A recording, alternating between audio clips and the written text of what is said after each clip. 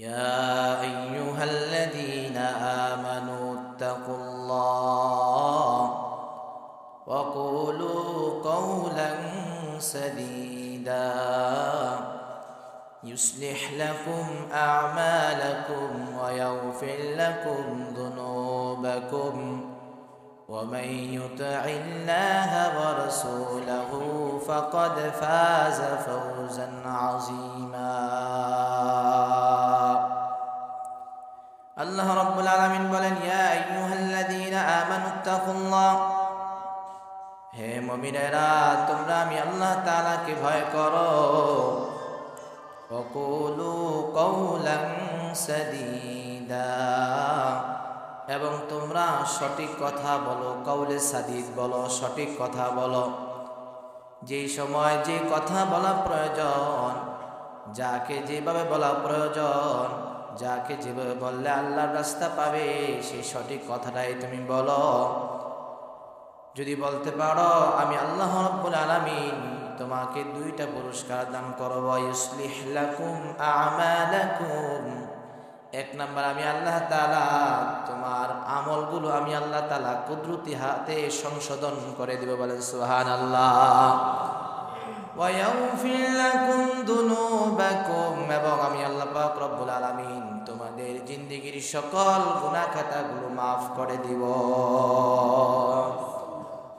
وَمَن يُطِعِ اللَّهَ وَرَسُولَهُ فَقَدْ فَازَ فَوْزًا عَظِيمًا আল্লাহ রব্বুল আলামিন বলেন যে আল্লাহর বান্দা বান্দি যারা মাইয়ুতিল্লাহ ওয়া রাসূলহু আল্লাহ এবং তার রাসূলকে অনুসরণ করলো ফাকাদ ফাযা ফাওজান আযীমা তাহলে অবশ্যই সে চূড়ান্ত পর্যায়ের সফলতা অর্জন করলো আল্লাহু আকবার বলেন এখানে আল্লাহ তাআলা দুইটা গুণ বয়ান করলেন দুইটা গুণের বিপরীতে আল্লাহ তাআলা গুণ অর্জন করতে পারলে আল্লাহ তাআলা বান্দাকে maaf করে দিবেন একটা হলো ইয়া আইয়ুহাল্লাযীনা আমানুত্তাকুল্লাহ আল্লাহকে ভয় করতে হবে দুই নম্বর হচ্ছে আল্লাহ পাক রব্বুল আলামিনকে ভয় করার পাশাপাশি কওলান সাদীদা সঠিক কথা বলতে হবে তো আল্লাহ তাআলা দুইটা পুরস্কার দিবেন একটা হচ্ছে ইসলিহ লাকুম আমালাকুম আল্লাহ আমাদের কাজগুলো সংশোধন করে দিবেন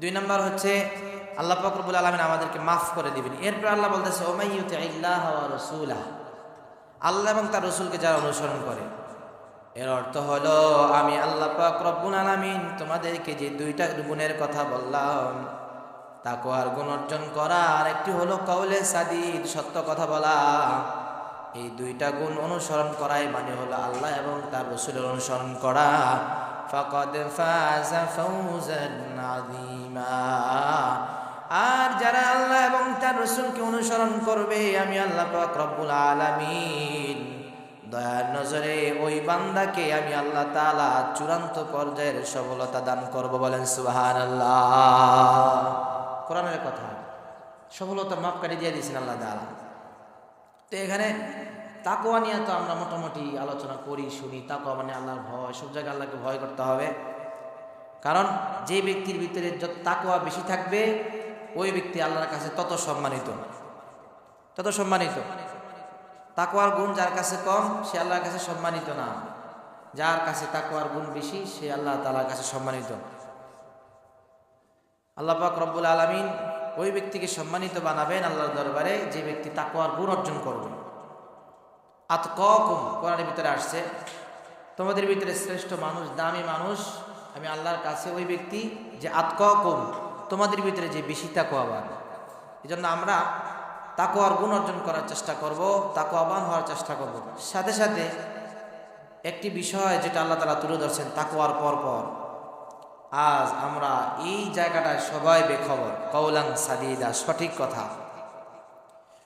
কথা যদি আমরা বলতে না পারি জবানের যদি হিফাজত করতে না পারি তাহলে আমরা কখনো সফলতা অর্জন করতে পারবো না আপনি দেখেন আল্লাহ পাক রব্বুল আলামিন আমাদের কাজগুলো এবং সফলতার চাবিকাঠি রাখছেন কথাটাকে শুদ্ধ করে বলার জন্য তোমরা যদি কথা ঠিক করে বলো তাহলে তোমাদের সব কিছু ঠিক হয়ে যাবে কথা এমন কি জিনিস যে এই কথা বললে যদি সঠিক কথা বলি তাহলে আল্লাহ সব ঠিক করে দিবেন হ্যাঁ আল কিযবু ইউহলিক আস-সিদকু ইউনজি ওয়াল কিযবু ইউহলিক। সত্য মানুষকে বাঁচিয়ে দেয় আর মিথ্যা মানুষকে ধ্বংস করে দেয়। আল্লাহ তাআলা কেন বললেন কওলান সাদীদা? বললে তোমাদের আমল শুদ্ধ করে দিব এবং তোমাদের মাফ করে দিব।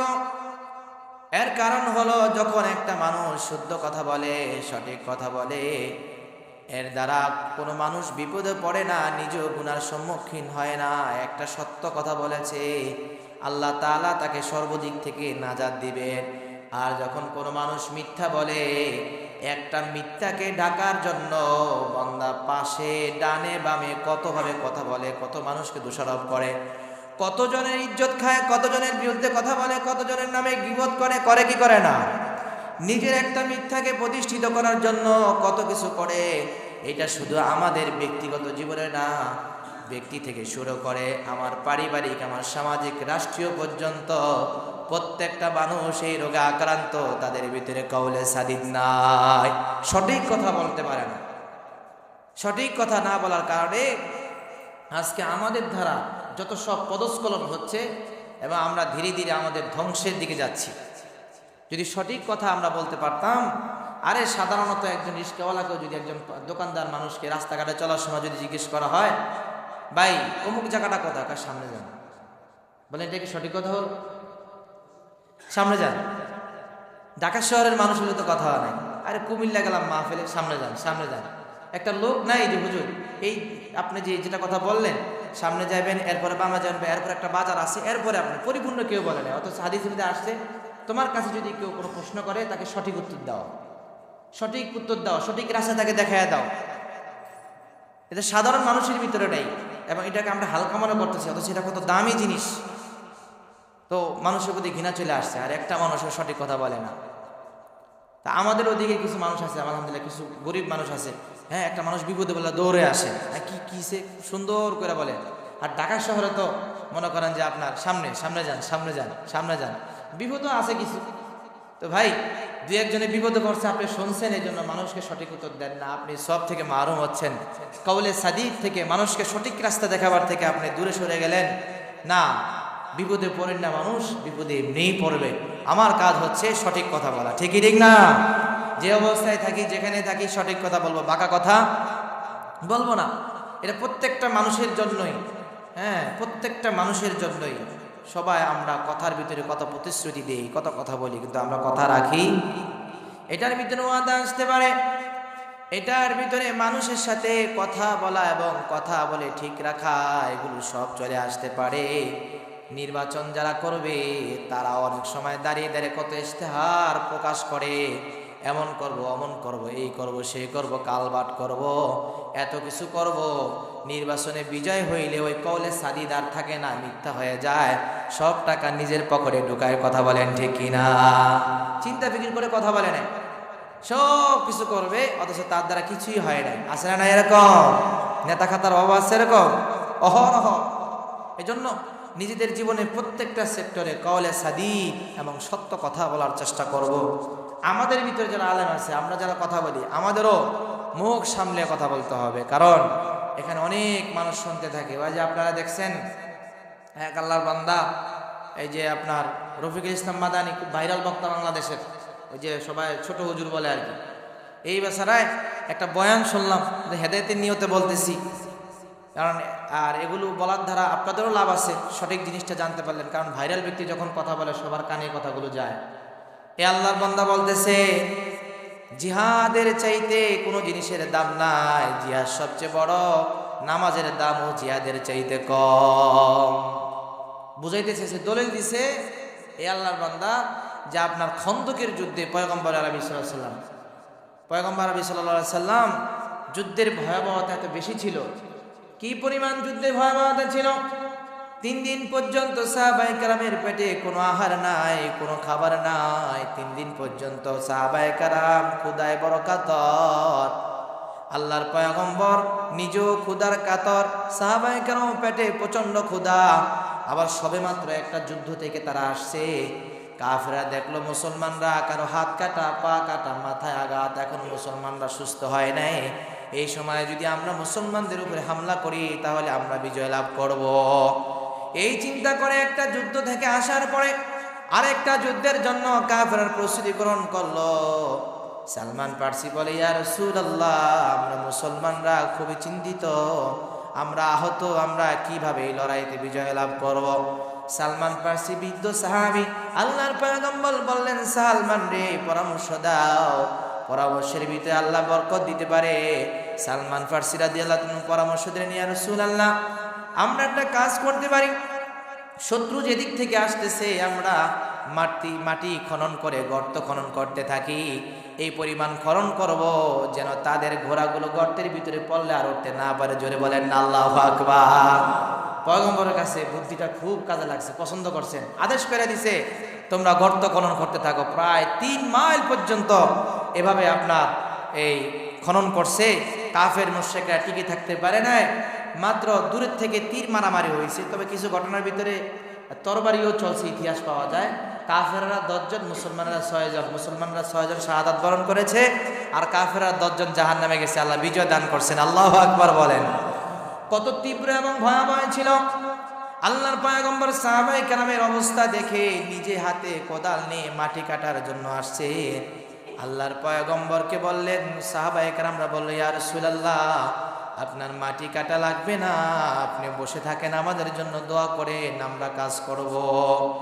এক সাহাবী এসে বললেন, ইয়া রাসূলুল্লাহ, আজ 3 দিন ধরে আমরা কিছু খাইনি, পয়গম্বর আরবি সাল্লাল্লাহু আলাইহি সাল্লামের কাছে কোনো খাবার নাই, এমনটাও বলবেন না যে আমি তোমাদের খাবার এনে দিব, নাই তো কোন জায়গা থেকে বলবেন। আল্লাহর পয়গম্বর কোনো জবাব না দিয়ে নিজের জামাটা উঠে পেটটা দেখায় দিছে। পয়গম্বরের পেটের ভিতরে পাথর বাঁধা। জোরে বলেন না আল্লাহু আকবার।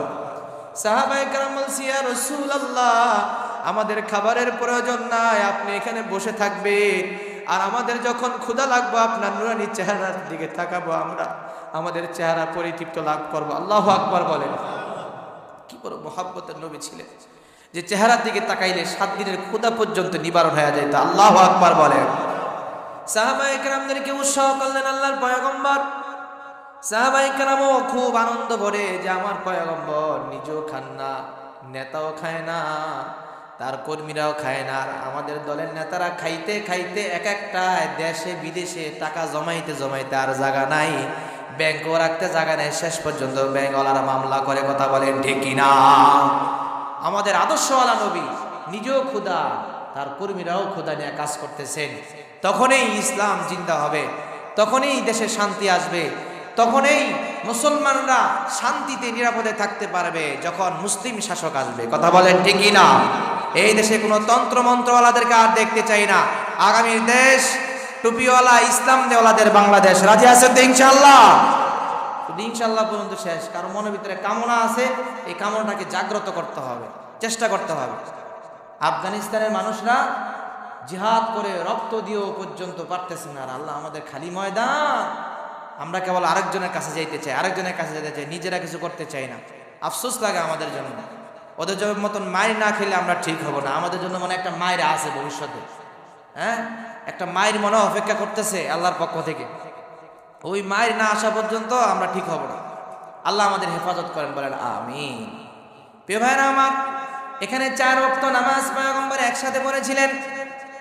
জোহরের সময় যখন নামাজের সময় হয়, অনেকে টের পেয়েছে, অনেকে টের পান নাই।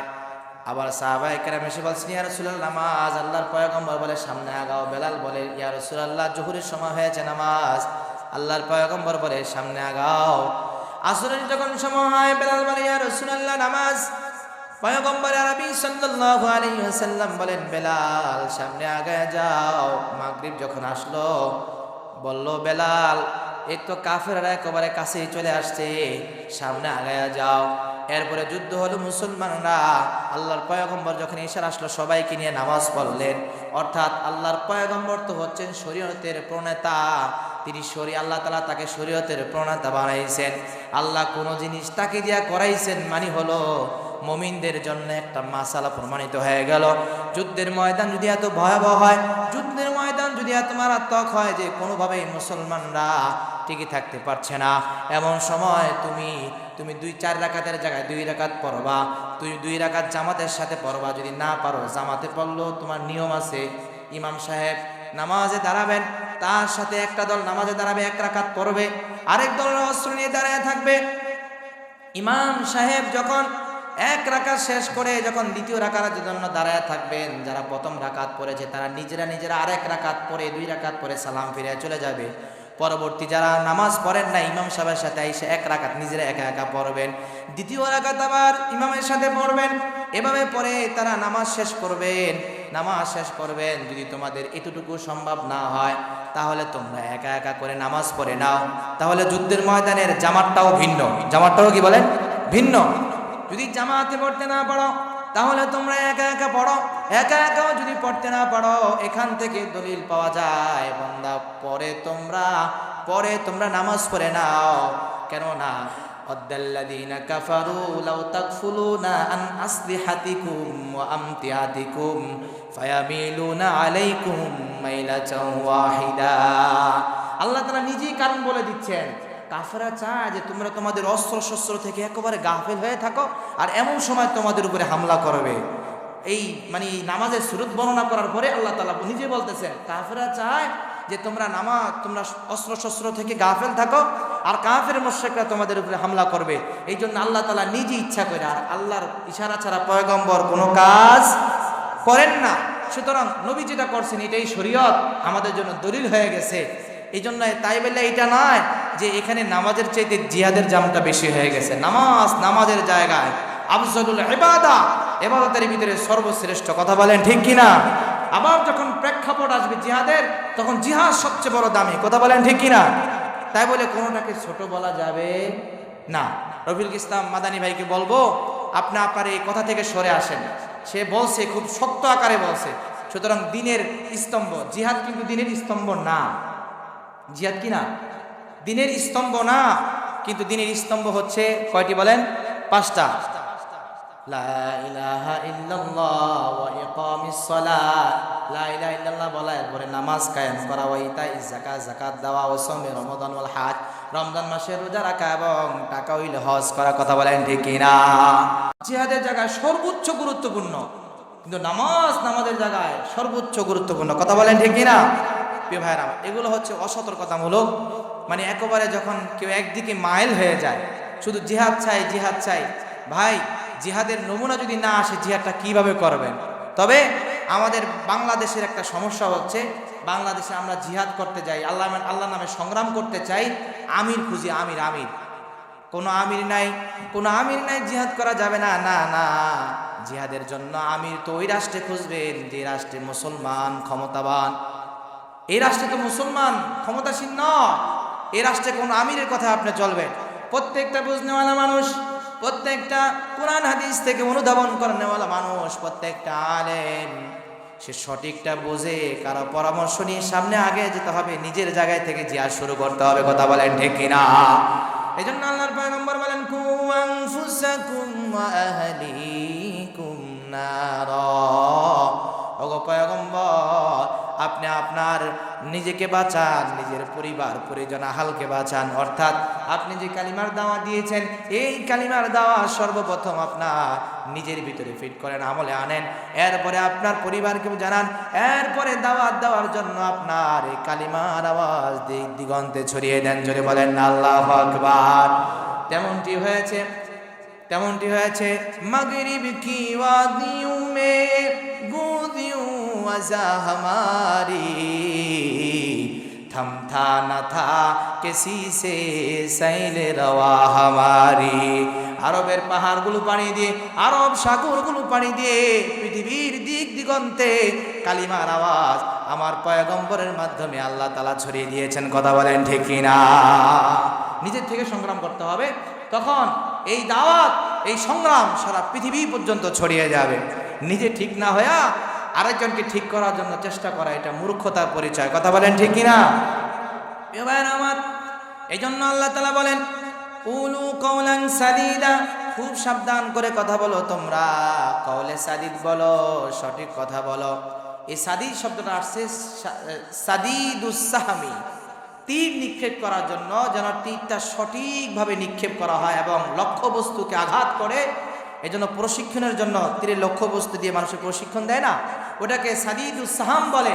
অর্থাৎ আল্লাহ তাআলা বলেন বান্দা যেই সময় যে কথা লাগবে, যেই সময় যে কথা বলা লাগবে, ওই সময় যদি ওই কথা বলতে পারো, সঠিক কথা বলতে পারো, আল্লাহ তাআলা এখানে কওলে সদিক বলেন নাই, সত্য কথা বলেন নাই, আল্লাহ তাআলা মুস্তাকিম সঠিক কথা বলেন নাই, সাদিদ শব্দ ব্যবহার করেছেন।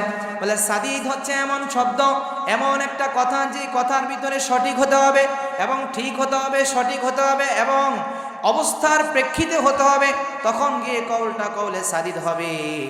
বে জায়গা আপনি কথা বললে ভালোর জায়গা অপকার বেশি হবে। কথা বলেন ঠিক কিনা? অবস্থা যদি না বুঝে মানুষ কথা বলে, স্থান কাল পাত্র যদি কথা না বলে, তাহলে বিপদের সম্মুখীন আসে না নাই? আসে না নাই বলেন? এই জন্য সঠিক কথা বলতে হবে এবং জায়গা মাইপে মাইপে কথা বলতে হবে। বিশেষ করে যারা কথা বলেন মানুষের কাছে, এদের উচিত খুব গুরুত্ব সহকারে কথা বলা। আর এই কথার কারণেই কিন্তু সব কিছু। মানুষ কথাকে ছোট মনে করে, হালকা মনে করে, অথচ এক কথায় কি না হয়। এক জায়গায় দেখলাম এনাতুল্লাহ আব্বাস হিসাবে একটা প্রশ্নের উত্তর দিতেছে যে হুজুর, স্কুলে খেলাধুলা করতে গেছে যে বিবাহ কেমনে হয় এটা প্রশিক্ষণ দিতে যায়, একজনকে বর আর একজনকে কনে, মেয়েকে কনে সাজাইছে আর একটা ছেলেকে বর সাজাইছে। সাজা স্বাভাবিক আমরা যেরকম বিয়া শাদী পড়াই, মেয়ে বলতেছে আমাকে আপনার কাছে সফর্দ করলাম, অথবা মেয়ের কোনো একজন, ছেলে বললো আমি কবুল করলাম, এভাবে 3 বার বলছে। এখন ওনার কাছে প্রশ্ন হলো, এটা তো দুষ্টামি করে হয়েছে, বিয়া কি হবে কিনা? হায় হায় হায়, কিছু কথা আছে হাস্য করে বলুক আর দুষ্টামি করে বলুক, বলতে দেরি আর কার্যকর হইতে দেরি নাই। জোরে বলেন না আল্লাহু আকবার। এখানে মাসলা আসবে, তারা বিবাহ বন্ধনে আবদ্ধ হয়ে গেছে। আল্লাহু আকবার কইবেন না? আপনার কাছে হালকা মনে হলো, ইসলাম বলতেছে যে সত্যি মানুষের উপস্থিতিতে বলে থাকে, কারো মনে যদি নাও থাকে, এরপরও বিবাহ হয়ে গেছে, আপনাকে আদালতের কাঠ করে দাঁড়ায় করে বলো তুমি কি অমুককে হত্যা করেছো কিনা? এখন আপনি যদি বলেন আমি হত্যা করেছি, আবার সেকেন্ডের ভিতরে যদি বলেন না আমার মনে ছিল না, ভুলে বলছি, কার্যকর হবে? ওইটাই প্রথম যেটা বলছেন, এক কথায় কি না হয়, এক কথায় পাশিও হতে পারে। এক কথায় যেরকম আপনার একটা অপরিচিত নারী, জনম জনম যার সাথে কোনোদিন পরিচয় নাই, এক কবুল বলার কারণে পরিচয় লাভ হয়ে গেল, আবার এক কথা বলার কারণে চির বিচ্ছিন্ন হয়ে যেতে পারে। কথা বলেন ঠিক না? কবুল বলতো সাবধান, তালাক বলতেও সাবধান। 14 গোষ্ঠী সহকারে তালাক দিল, আমাদের সমাজে তালাক হয় না।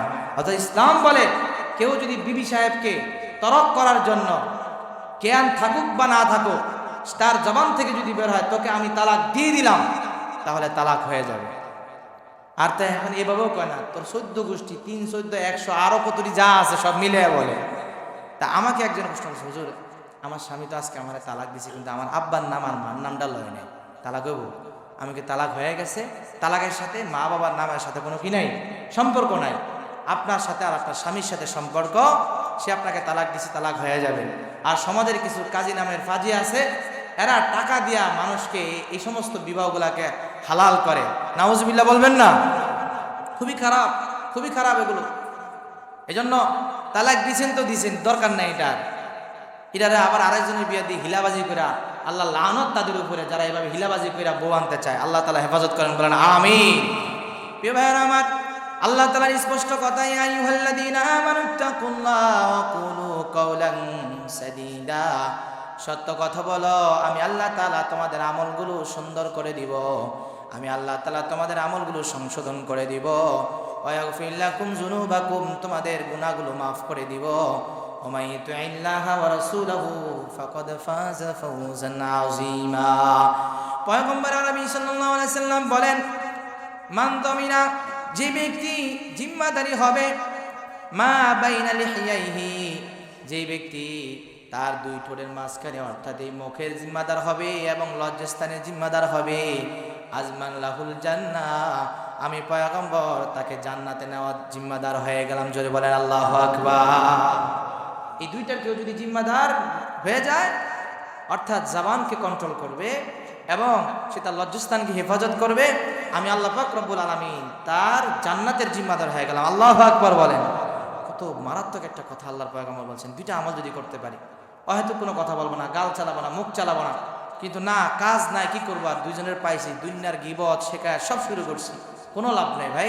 2 চোখ যখন বন্ধ হয়ে যাবে তখন বুঝতে পারবেন যে এটার খারাপই কত মারাত্মক। বলে কেউ যদি কারো গীবত করে, তার আমলগুলো একেবারে শুকনা লাকড়ি যেরকম পড়তে পড়তে একবারে ছাই হয়ে যায়, তার আমলগুলো এরকম ছাই হয়ে যায়। ছাইয়ের কোনো দাম আছে মানুষের কাছে? নাই। এ ভাইরা আমার, দুনিয়ার মানুষের কাছে ছাইয়ের দাম আছে, বিভিন্ন কাজে লাগে, কিন্তু আমল পড়লে এটার কিঞ্চিত পরিমাণ দাম আল্লাহ তাআলার কাছে নাই। আল্লাহ তাআলা কোরআনের ভিতরে বলেন, আমি আল্লাহ পাক রব্বুল আলামিন হাসরের ময়দানে কিছু মানুষের আমলের দিকে যাব, যাওয়ার পরে আমি আল্লাহ পাক রব্বুল আলামিন হাবাআম মানসুরা বলে, এরকম যে বাতাসে যেরকম ধুলিকণাকে উড়িয়ে দেয়, অর্থাৎ উড়ন্ত জিনিসগুলো খুব কম দামি হয়, মানে অমূল্য, যেটা কোনো দাম নাই, মূল্যহীন হয়, ঠিক তদ্রূপভাবে ওই তাদের আমলগুলো মূল্যহীন হওয়ার কারণে আমি আল্লাহ তাআলা এগুলা বালির মতো এভাবে উড়িয়ে দেব। জোরে বলেন নাউজুবিল্লাহ। এত কষ্ট করে আমল করলেন, নামাজ পড়লেন, কত আমল আমরা করি, কিন্তু আরেকজনের নামে পিছনে যদি পরিবার দোষ করি সব শেষ হয়ে যায়। এই জন্য খুব সাবধান। আল্লাহ আমাদেরকে এই রোগ থেকে হেফাজত করেন, বলেন আমিন। ভাইরা আমার, এই জন্য আল্লাহ পাক রব্বুল আলামিন শেষে একটা কথা বললেন, ওমান ইউতিইল্লাহা ওয়া রাসূলাহু ফাকাদ ফাযা ফাওজান আযীমা। আল্লাহ তাআলা কেমন যেন আল্লাহকে ভয় করা এবং সঠিক কথা বলা, এটাকেই আল্লাহ পাক রব্বুল আলামিন বলছেন আমি এবং আমার রাসূলকে অনুসরণ করা। আল্লাহু আকবার বলেন। কেন আল্লাহ তাআলা এমনটা বলেন? কারণ হলো ওমান আস্তাকু মিনাল্লাহি কিলা। আল্লাহ তাআলা বলেন, বান্দা, আমার চাইতে সত্য কথা আর কার হতে পারে? আর কারো হতে পারে? আমার কথার চাইতে দামি কথা, সত্য কথা আর কারো নয়। এবং আমার রাসূল কখনো মিথ্যা কথা বলেন নাই, কখনো অসত্য কথা বলেন নাই, অবাস্তব কোনো কথা বলেন নাই। কারণ আমার রাসূলকে আমি যা প্রত্যাদেশ করি, আমার রাসূল সেটাই মানুষের কাছে বয়ান করে, এর বাহিরে কোনো কথা বলেন না। সুতরাং রাসূল এবং আমার কথা এবং আমার ওয়াদা, এই দুই গুণ যারা ধারণ করবে, আল্লাহকে ভয় এবং সঠিক জায়গায় সঠিক কথা, মানুষকে সঠিক কথা বলার চেষ্টা করবে, আমি আল্লাহ তাআলা তাদের আমলকে সুন্দর করে দিব, গুনাহ খাতাগুলো মাফ করে দিব। জোরে বলেন সুবহানাল্লাহ। প্রিয় ভাইরা আমার, প্রত্যেক জুমায় ইনশাআল্লাহ চেষ্টা করছি একটা করে ইনশাআল্লাহ আমরা দোয়ার কথা বলবো। গত জুমায় জানি কি দোয়া আলোচনা হয়েছিল বলেন তো? হ্যাঁ, কি বলেন, এই ওয়াজ করে কি লাভ বলেন তো? কারণ জিরিয়ে নতুন পর্যন্ত করছি ওয়াজ, অনেকের মনে থাকবো না, এটা আমি জানি, কিন্তু একটা দোয়া তো কইলে এটা মনে থাকার কথা। আমাদের নামাজে তো লাগবে, কত নামাজ পড়ি, নামাজের পরে পড়া লাগবে না? রাদিতু বিল্লাহি রাব্বা ওয়া বিল ইসলামি দীনা ওয়া মুহাম্মাদিন সাল্লাল্লাহু আলাইহি ওয়াসাল্লাম নাবিয়্যা। এই দোয়াটা গত সপ্তাহে আলোচনা করছিলাম, প্রায় 4-5টা হাদিস বলছিলাম। আজকে আমরা একটা দোয়া পড়ব, খুব গুরুত্বপূর্ণ একটি দোয়া। দোয়াটি হল, আল্লাহুম্মা আইন্নি আলা যিকরিকা ওয়া শুকরিকা ওয়া হুসনি ইবাদাতিক। আল্লাহুম্মা, হে আল্লাহ, আইন্নি, আপনি আমাকে সাহায্য করেন, নুসরত করেন, আলা যিকরিকা, আপনার জিকির যেন আমি করতে পারি, আপনি আমাকে সাহায্য করেন, ওয়া আলা শুকরিকা, আপনার শুকর গুজার যেন করতে পারি, আপনি আমাকে সহযোগিতা করেন, ওয়া হুসনি ইবাদাতি, কেমন যেন আমি ভালো ইবাদত করতে পারি, সেই হিসাবে আপনি আমাকে সহযোগিতা করেন। সুবহানাল্লাহ পড়েন। কত সুন্দর কথা। বন্ধু যদি দোয়া করতে থাকে আর যদি আল্লাহ কবুল করে, তাহলে তার জন্য নাজাত সুনিশ্চিত। কথা বলেন ঠিক কিনা? কারণ একটা মানুষ তার জীবনকে আমল দিয়া মুজাইয়িন করার জন্য, সুন্দর করার জন্য যা আছে এই দোয়ার ভিতরে দিয়ে দিছে। আর এই দোয়াটা এত গুরুত্বপূর্ণ, পয়গম্বর আরবি সাল্লাল্লাহু আলাইহি সাল্লাম মুআজ ইবনে জাবাল রাদিয়াল্লাহু তাআলা আনহুকে বলেন, মুআজ, ইন্নী উহিব্বুকা ওয়া মুআজ, আমি তোমাকে ভালোবাসি, মহব্বত করি। এভাবে এক হাদিসের ভিতরে আসছে একবার, কোন হাদিসের ভিতরে আসছে 3বার, কোন হাদিসের ভিতরে আসছে 2বার। আল্লাহর পয়গম্বর বলেছেন, মুআজ রে, আমি তোরে মহব্বত করি, ভালোবাসি। কোন ব্যক্তিকে যদি আল্লাহ নবী বলে তোমার আমি ভালোবাসি, আহা, এর চাইতে আর পাওয়ার কিছু আছে বলেন? আল্লাহু আকবার বলেন। মুআজকে বললেন, মুআজ, উহিব্বুকা, আমি তোমাকে ভালোবাসি, উসিকা, ও মুআজ, আমি তোমাকে একটা ওসিয়ত করতেছি, ওয়াজ না, ওসিয়ত করতেছি, সাধারণ কোনো আদেশ না, ওসিয়ত করতেছি। ওয়াজ, আদেশ, কথার চাইতে ওসিয়তটা গুরুত্বপূর্ণ। কারণ ওসিয়তটা মৃত্যুর সময় বাবা যখন মারা যাবে, সন্তানকে ডাইকা ওসিয়ত করে, এটাকে ওসিয়ত বলা হয়। মানে ওই সন্তানও চায়, বাবাও এমন কিছু কথা বলতে চায় গুরুত্বপূর্ণ, সন্তানও খুব আগ্রহ নিয়ে শোনে, এবং সন্তান পণ করে আমার জীবনে অনেক কিছু হয়ে যাবে, কিন্তু বাবার ওসিয়ত থেকে আমি সর্বনা। কথা বলেন ঠিক কিনা? আমার পয়গম্বর বলেন, মুআজ, ইন্নী উসিকা, আমি তোমাকে ওসিয়ত করতেছি, খুব জোরালোভাবে আদেশ করতেছি, যেই আদেশটা তোমাকে অবশ্যই মানতে হবে, তা হলো তুমি প্রত্যেক নামাজের পরে বলবা, প্রত্যেক নামাজের পরে পড়বা, আনতাকুলা আল্লাহুম্মা আইন্নি আলা যিকরিকা ওয়া শুকরিকা ওয়া হুসনি ইবাদাতিক। প্রত্যেক নামাজের পরে পড়বা, আল্লাহ আপনি আমাকে জিকির করার তৌফিক দান করেন, শুকরগুজার করার তৌফিক দান করেন, নেক আমল করার তৌফিক দান করেন। জোরে বলেন না আল্লাহু আকবার। এই দুয়ার ফজিলত শেষে বয়ান করেন নাই। এই দুয়ার ফজিলত কি বয়ান করবেন যে এটা হলো নবীর পক্ষ থেকে ওসিয়ত। আল্লাহু আকবার বলবেন না? নবীর পক্ষ থেকে ওসিয়ত। এবং কত সুন্দর বাচন ভঙ্গিতে মুআজের কাছে আল্লাহর পয়গম্বর উল্লেখ করলেন, আমি তোমাকে ওসিয়ত করতেছি এবং তোমাকে মহাব্বত করি। মহাব্বতের মানুষেরই তো মানুষ পার্সোনাল ভালো ভালো কথাগুলো বলে, ঠিকই ঠিক না? তো মুআজকে বল তোমার ভালোবাসি, এই আমলটা তুমি করবা। মুআজ রাদিয়াল্লাহু তাআলা জীবনে আমল ছাড়েন নাই। আল্লাহু আকবার বলেন। আপনারা বলতে পারেন এই দোয়ার ভিতরে এমন কি আছে? হ্যাঁ হ্যাঁ, এখানে তিনটি বিষয় আছে। এক নাম্বার হলো জিকির, দুই নাম্বার হলো শুকর, তিন নাম্বার হলো হোসনে ইবাদত। এই জন্য আগে আলোচনা শেষ করে দিয়েছি, এর ভিতরে অনেক আলোচনা আছে। এক নাম্বার হলো শুকর, না জিকির, আল্লাহ তাআলার জিকির। বলেন জিকির হচ্ছে আল্লাহর পক্ষ থেকে আদেশ। বলেন জিকির হচ্ছে কি? আর আদেশ যেটা হয় সেটা মানুষের জন্য দায়িত্ব, সেটা কি বলে? দায়িত্বর পরে সে দায়িত্ব পাওয়ার পরে যেটা বুঝে অনুধাবন করছে, এরপরে সে এমন কিছু করবে সেটা হচ্ছে তার জন্য কর্তব্য। দায়িত্ব পাওয়ার পরে শুধু আল্লাহ জিকিরের কথা বলছে, লা ইলাহা ইল্লাল্লাহ যেমন জিকির, নামাজ এমন জিকির, রোজা রাখা জিকির, অর্থাৎ যত ইবাদত আছে সব জিকির। এখানে জিকির বলে পৃথিবীতে যত ইবাদত আছে সব ইবাদতকে আল্লাহ তাআলা শামিল করে দিলেন। অর্থাৎ বান্দা যখন আল্লাহ তাআলার পক্ষ থেকে আদিষ্ঠিত হয়ে ইবাদতের দায়িত্ব পেয়েছে, এবার আল্লাহ তাআলা বলেন বান্দারে এগুলো তুমি এমনি এমনি পাও নাই, আমি আল্লাহ তোমার প্রতি দয়া করেছি এই জন্য পেয়েছ। এটার উপরে অটল এবং অবিচল থাকার জন্য আল্লাহ শুকরিকা, তুমি আমার শুকর গুজার করে নাও। বলেন আল্লাহু আকবার। এরপরে যখন দায়িত্ব পাইল, কর্তব্য সে পালন করলো, একটা জিনিস পাওয়ার পরে যা যা করা দরকার শুকরিয়া আদায় করলো। এবার পরিপূর্ণ নাজাতের কথা আল্লাহ বলতেছেন, ওয়া হুসনি ইবাদাতি। বান্দা নামাজ পড়লা, রোজা রাখলা, হজ করলা, যাকাত দিলা, অন্য অন্য সব ইবাদতগুলো তুমি সুন্দরভাবে করলা, তুমি করলা, শুকরিয়া আদায় করলা। কিন্তু তোমার ইবাদতটা যদি হোসনে ইবাদা না হয়, কাসরতে ইবাদত হয়, বেশি বেশি ইবাদত হয় কিন্তু সুন্দর না, আমি আল্লাহ পাক রব্বুল আলামিন তোমার কাছ থেকে সুন্দরটা কবুল করব, বেশিটা কবুল করব না। এই জন্য 3 নম্বরে পরিপূর্ণ সফলতার কথা বললেন, তুমি যা করবা তোমার সব কয়টা আমল যেন সুন্দর হয়। জোরে বলেন আল্লাহু আকবার। এই জন্য আমরা জিকির করব, অর্থাৎ এই নামাজ কালাম যা আছে সব ইবাদতগুলো আমরা ভালো করে করব। বলে জিকির কত মারাত্মক, অর্থাৎ আল্লাহ তাআলার স্মরণ এবং আল্লাহ তাআলার ইবাদতগুলো করা, এটা আমাদের জন্য খুব গুরুত্বপূর্ণ। কারণ আল্লাহ পাক রব্বুল আলামিন আমাদেরকে সৃষ্টি করেছেন আল্লাহ তাআলার গোলামির জন্য। প্রত্যেকটা জায়গায় প্রত্যেক অবস্থায় একটু আল্লাহ এবং রসুলের দিকে তাকায়া যদি আমি চলতে পারি, এটাই হবে ইবাদত। বলেন এটাই কি? ইবাদত মানে হচ্ছে যে শুধু জিকির করবো আর নামাজ পড়বো আর অন্য না, আমি যে অবস্থায় আছি যেখানে আছি শুধু আল্লাহ এবং তার রসুলকে ফলো রেখে করবো, ওইটাই কি জিকির এবং এটাই ইবাদত। ওইটাই হচ্ছে আল্লাহ তাআলার স্মরণ। ওই যে আল্লাহকে স্মরণ করছি বলেই তো ইসলাম মানছি, আর ইসলাম অনুযায়ী যেটা হবে সেটাই ইবাদত। সুবহানাল্লাহ পড়েন। এরপরে আসেন শুকুর। শুকুর গুজার আমরা কেন করব? কোরআনের ভিতরে আসছে যখন কোনো বান্দা শুকরিয়া আদায় করে আল্লাহ পাক রব্বুল আলামিন তার নেয়ামত আরো বাড়ায় দেন। এই ওয়াজটা আপনারা পারেন, নেয়ামত বাড়ায় দেন। যদি বান্দা যদি নাশুকরি হয় তারা কঠিন আযাবে গ্রেফতার করবেন, এটা আছে। আযাব ছিনিয়ে নেবেন, নেয়ামত ছিনিয়ে দিবেন, এই কথা নাই। তাহলে প্রশ্ন হয়ে যাবে, কাফের মুশরিকদের নাফরমানদের দেখি সম্পদ অনেক আছে, তাই আমরা ভুল ব্যাখ্যা দিই।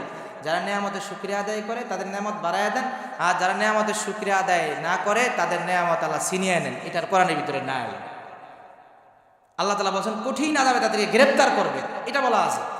দুনিয়াও হতে পারে, আখিরাতেও হতে পারে। কিন্তু বান্দা তোমাকে শুকরগুজার করতেই হবে। তুমি মনে করেছো তুমি যে জিকির করতে পারলা, নামাজ পড়তে পারলা, রোজা রাখতে পারলা নিজের তৌফিকে, না না বান্দা না। বলে ভালো কাজ করারও তৌফিক লাগে, যদি আমি আল্লাহ তৌফিক দিয়ে করতে পারবা না হয় করতে পারবা না। এটাই তো তুমি 5 ওয়াক্ত নামাজের ভিতরে বলো ইয়্যাকা না'বুদু ওয়া ইয়্যাকা নাস্তাঈন, আল্লাহ তোমার ইবাদত করি এবং তোমার কাছে সাহায্য চাই। কেমন যেন আল্লাহর কাছে সাহায্যের কথা বলে একটা জিনিস জানান দিলাম, পৃথিবীতে যত ভালো কাজ আছে সব ভালো কাজের জন্য আল্লাহর কাছে দোয়া করতে হবে। কথা বলেন ঠিক কিনা? এখন এত ভালো কাজ আপনি খুঁজা খুঁজা চাইতে পারবেন? পয়গম্বর সহজে শিখিয়ে দিলেন, দোয়া করো আল্লাহুম্মা আইন্নি আলা যিকরিকা ওয়া শুকরিকা ওয়া হুসনি ইবাদাতিক। বলে জিকিরটাই হচ্ছে পৃথিবীর সব ভালো কাজ যা আল্লাহ তাআলা বান্দা থেকে গ্রহণ করবেন। এই দোয়াটা করবা, আল্লাহ তাআলা দুনিয়া এবং আখিরাতে তোমার সফলতা দান করবেন। বলেন আল্লাহু আকবার। শুকরগুজার কেন করা লাগে? শুকরগুজার হয় 3 জিনিসের মাধ্যমে। বলেন কয় জিনিসের মাধ্যমে? কলব দ্বারাও শুকরিয়া আদায় করতে হয়, এবং জবান দ্বারাও শুকরিয়া আদায় করতে হয়, এবং শরীরের অঙ্গ প্রত্যঙ্গ দিয়েও শুকরিয়া আদায় করতে হয়। আল্লাহ তাআলা বলেন ওয়া ইন তাউদ্দু নি'মাতাল্লাহি লা তুহসুহা। ও বান্দা আমার এত এত নেয়ামত, তুমি যদি এগুলোকে গণনা করো, খবরদার লা তাহসুহা, লা তুহসুহা, তুমি এগুলাকে গণনা করে শেষ করতে পারবা না। কারণ অসংখ্য অসংখ্য নেয়ামত আমি আল্লাহ বানিয়ে রাখছি। সুতরাং এই অসংখ্য নেয়ামত যেটা দেখো, আচ্ছা আপনাকে আল্লাহ তো শান্তি দিয়েছে, ধন সম্পদ দিয়েছেন, তো 2 রাকাত নামাজ পড়লেন, কিন্তু অনেক নেয়ামত আছে যেটা আপনি জানেন না, যার কারণে আপনি ভালোভাবে চলতেছেন। কিভাবে ইয়া করবেন? মনে মনে অন্তর দিয়ে আল্লাহকে বলবেন, আল্লাহ তুমি তো বলেছো অনেক নেয়ামত তুমি আমাকে দান করেছো, যা আমি জানি না, আমার বোঝার অনুধাবন করার শক্তি আমার কাছে নাই। আয় আল্লাহ, ওই নেয়ামতগুলোকে স্মরণ করলাম, আলহামদুলিল্লাহ মনে মনে পড়বেন। রাজি আছেন তো ইনশাআল্লাহ? তাহলে যেই নেয়ামত আমরা দেখি না, আমরা কলব দিয়ে কি করব? এটার জন্য আল্লাহ তাআলা শুকরিয়া আদায় করব। আরেকটা নেয়ামত হচ্ছে জবান দিয়ে উচ্চারণ করতে হবে। একটা জিনিস যখন আমরা দেখলাম বা ভাত খাওয়ার পরে বললাম আলহামদুলিল্লাহ, ইবাদত করতে পারলাম আলহামদুলিল্লাহ, হজ আদায় করলাম আলহামদুলিল্লাহ, আল্লাহ তাআলা বলেন ফাযকুরুল্লাহা কিয়ামান ওয়া কুউদা। বান্দারে তোমরা যখন হজ আদায় করবা, ওই সময় তোমরা মনে করবা নিজের অর্থ কামাই করে হজ করেছো, এত কষ্ট করে হজ করেছো, হজ করা শেষ, এবার তোমরা আনন্দে মিতে যাইবা। না না বান্দা, নিজের টাকা জোগাড় থেকে শুরু করে তোমাকে যে আমি আল্লাহ তাআলা হজের জন্য তৌফিক দিয়েছি, বান্দা তোমার শক্তি বলে নয়, আমার তৌফিক পায়া এখন তুমি যখন শেষ করতে পারলা, এবার গল্প গুজব করিও না, তোমরা আমি আল্লাহ তাআলার জিকির করো। আও আসাদ্দা যিকরা, তোমরা তোমাদের বাবা মার জিকির যেভাবে করো, পূর্বপুরুষদের জিকির যেভাবে করো। আরবদের একটা নীতি ছিল, তারা হজ পালন করে একটা উঁচু জায়গায় বসে একদল আরেক দলের পরস্পরা পূর্বপুরুষদেরকে নিয়ে এইভাবে গল্প করতো। তখন আল্লাহ বলছে তোমাদের এগুলো বাদ দিয়া আওয়াসাদ্দা যিকরা, আমি আল্লাহকে ডাকো, মা বাবাকে যেমন ডাকো এর চাইতে বেশি ডাকো। কেন মা বাবাকে ডাকো? তোমার মা বাবার মাধ্যমে তুমি দুনিয়া দেখেছ, মা বাবা তোমাকে মা বাবার ইনকাম দিয়ে তোমাকে বড় করেছে, তোমাকে লালন পালন করেছে, এই জন্য তুমি মা বাবার কথা আলোচনা করো। কিন্তু বান্দা যা কিছু হয়েছে তোমার ভিতরে আমি আল্লাহ তাআলার রহমত বরকত ছাড়া হয় না। কথা বলেন ঠিক কিনা? এই জন্য আল্লাহ বলছেন আও আসাদ্দা যিকরা, তোমার বাবা মারে যেমন ডাকো এর চাইতে বেশি তোমরা আমাকে ডাকো। আল্লাহু আকবার বলেন। তাহলে বোঝা গেল বাবা মার একটু স্মরণ কথা বলছে, মানে বাবা মার চেয়ে বেশি ডাকো। তা বাবা মার সাথে নিমুখ হারামি করা যাবে? এই আয়াত থেকে বোঝা যায় বাবা মার খেদমত করতে হবে। তাই বলে বাবা মার তসবিহ জপবেন এমন না আর কি, মানে বাবা মার খোঁজ খবর নিবেন। আল্লাহ তাআলা যেভাবে বলছে বাবা মার খোঁজ খবর নেওয়ার জন্য সেটা নেবেন। প্রিয় ভাইরা আমার, এটা হলো জবান দিয়ে ফাযকুরুল্লাহ। আল্লাহ তাআলা বলছেন ফাযকুরুল্লাহ, তোমরা আমি আল্লাহ তাআলার জিকির করো। জবান দিয়ে যখন একটা নিজের ভিতরে শান্তি আসবে বা কোনো একটা জিনিস আল্লাহ থেকে পেয়েছি বলে উপলব্ধি করতে পারবো, তখন শুকরিয়া আদায় করবো কার? আল্লাহ তাআলা। এবার আসেন অঙ্গ প্রত্যঙ্গ দিয়ে। আল্লাহ তাআলা বলেন, আল্লাহ পাক রব্বুল আলামিন বলেন ই'মালু আলা দাউদ শুকরা ওয়া কালিলুম মিন ইবাদিয়াশ শাকুর। আল্লাহ রাব্বুল আলামিন বলেন, এই দাউদের পরিবারে তোমরা যারা আছো, সুলাইমানকে আমি কত কত নেয়ামত দান করেছি। সুলাইমানকে আমি আল্লাহ তাআলার আদেশে সুলাইমানকে এত ক্ষমতা দিয়েছি যে পিপিলিকার ভাষা পর্যন্ত সুলাইমান বুঝতে পেরেছে। জোরে বলেন না আল্লাহু আকবার। শুধু তাই না, বাতাসকে সুলাইমানের তাবে বানায় দিয়েছে। বাতাসকে যখন বলতো বাতাস তুমি আমার সিংহাসন নিয়ে চলো, তো বাতাসটা সিংহাসন নিয়ে চলে। ওয়া হুশিরা লি সুলাইমান, এক পাশে মানব আর এক পাশে দানব, সামনে তার সিংহাসন আরো যত মানুষ আছে মানব দানব নিয়ে যখন সুলাইমান বলতো বাতাস আমার সিংহাসনটাকে চালাও, তখন বাতাসটা আল্লাহ তাআলার আদেশে সিংহাসনকে নিয়ে এক জায়গায় থেকে আরেক জায়গায় যাইতো। জোরে বলেন না আল্লাহু আকবার। এবং দাউদ আলাইহিস সালামকে আল্লাহ পাক রব্বুল আলামিন লোহা যখন তিনি স্পর্শ করতেন, লোহাটা এত শক্ত, ওই লোহাটা তার হাতে মম হয়ে যেত। যদি বলেন আল্লাহু আকবার। বাসুলাইমা দাদে মুলক সরওয়ারি সদমতিয়ে খাতে মশদি ওয়াফরি। সুলাইমান আলাইহিস সালামকে আল্লাহ আরো দিছে জিন পুরীর সবচেয়ে অবাধ্য মানুষ যে জিনিসটাকে বেশি ভয় পায়, এই জিন পরীদেরকে আল্লাহ তাআলা সুলাইমান নবীর একটা আংটি অনুগত করে দিলেন। বলেন আল্লাহু আকবার। তো এত নিয়ামতের পরে আল্লাহ এবার কইতেছে, শোনো, ই'মালু আলা দাউদ শুকরা, দাউদের পরিবারের উচিত আমি আল্লাহ পাক রব্বুল আলামিনের শুকরিয়া আদায় করা, ইবাদতের মাধ্যমে, আইবিল জাওয়ারিহ, অঙ্গ প্রত্যঙ্গের মাধ্যমে তোমরা আমার ইবাদত করো। অর্থাৎ তাহলে আমরা জবান দিয়েও পাইলাম, কলব দিয়েও পাইলাম, এবং কিছু কিছু ইবাদত আছে যে একটু আমার কাছে কোনো একটা জিনিস ভালো লাগলো, আমি 2 রাকাত নামাজ পড়ি, 2 রাকাত নামাজ পড়তে থাকি, কোনোখানে দিনই কাজ পাইলাম, শুধু অর্থই দিব না, নিজে একটু সশরীরে সেই কাজটা করলাম, করা যাবে না ইনশাআল্লাহ? তাহলে শুকর গুজার করবো আমরা কি দিয়ে বলেন? কলব দিয়ে, জবান দিয়ে, আমাদের অঙ্গ প্রত্যঙ্গ দিয়ে করবো তো ইনশাআল্লাহ। 3 নম্বরে আল্লাহ তাআলা বললেন, আল্লাহর পয়গম্বর বললেন, হুসনে ইবাদা, হুসনে ইবাদতের জন্য তৌফিক চাও। আচ্ছা দেখেন, হুসনে ইবাদা কেন বললো? আপনারা যে সূরা মুলুক পড়েন, মুলুকের ভিতরে আছে আল্লাযী খালাকাল মাউতা ওয়াল হায়াতা লিয়াবলুয়াকুম আইয়ুকুম আহসানু আমালা। আল্লাহ পাক রব্বুল আলামিন বলেন, আমি তোমাদের হায়াত মওত বানাইলাম, আমি তোমাদের জন্য মৃত্যু বানাইলাম এবং জীবন বানাইলাম, লিয়াবলুয়াকুম আইয়ুকুম আহসানু আমালা, যেন তোমরা সুন্দর আমল করতে পারো, ভালো আমল করতে পারো। আল্লাহ তাআলা কাসরতে আমলের কথা বলেন না, ভালো আমলের কথা বলছেন, ভালো আমলের কথা বলছেন। ভালো আমল কেন? আল্লাহর পয়গম্বরকে জিবরাইল অনেকগুলো প্রশ্ন করলেন, অনেকগুলো প্রশ্নের ভিতরে একটা প্রশ্ন ছিল আমাল ইহসান। ওগো পয়গম্বর, ইহসান কাকে বলা হয়? আল্লাহর পয়গম্বর বললেন, আনতা আবুদাল্লাহ কাআন্নাকা তারা ফাইন লাম তাকুন তারা ফাইন্নাহু ইয়ারাক। পয়গম্বর আলামিন সাল্লাল্লাহু আলাইহি সাল্লাম জানিয়ে দিলেন, যদি ইহসানের সাথে ইবাদত করতে চাও তো তোমার ইবাদতের ধরন হবে কান্নাকা তারা, যে যখন তুমি ইবাদত করবা যেন আল্লাহ তাআলাকে দেখে দেখে তুমি ইবাদত করো। জোরে বলেন আল্লাহু আকবার। আপনি যে কোনো কাজ করেন আর যদি মনে করেন যে আল্লাহ দেখতেছে, বলেন এটার ভিতরে 2 নম্বরই হবে? কোনো মিথ্যার আশ্রয় থাকবে? থাকবে না। এরপরে বলেন আন্নাকা তারা ফাইন লাম তাকুন তারা ফাইন্নাহু ইয়ারাক। এতটুকু স্তরে যদি তুমি পৌঁছতে না পারো যে আল্লাহ দেখে দেখে, আল্লাহকে দেখে দেখে তুমি ইবাদত করতেছ, এতটুকু স্তরে যদি না পৌঁছতে পারো, অন্তত ভাবো পৃথিবীর কেউ না দেখলো কিন্তু আমার আল্লাহ আমাকে দেখে। কথা বলেন ঠিক কি না? আল্লাহ দেখে কি দেখে না? প্রথম হইল যে তোমরা আল্লাহকে দেখছো, এভাবে তোমরা ইবাদত করো। যদি এরকম স্তরে তোমরা পৌঁছতে না পারো তাহলে মনে করো আমি না দেখলো তো আল্লাহ আমাকে দেখছেন, তখন দেখবা তোমার এই ইবাদতটা ইহসানপূর্ণ সুন্দর ইবাদত হবে, যে ইবাদতের পরীক্ষার জন্য আল্লাহ তাআলা তোমাদেরকে সৃষ্টি করেছেন। অর্থাৎ তোমরা কামিয়াব হইবা, সফল হইবা।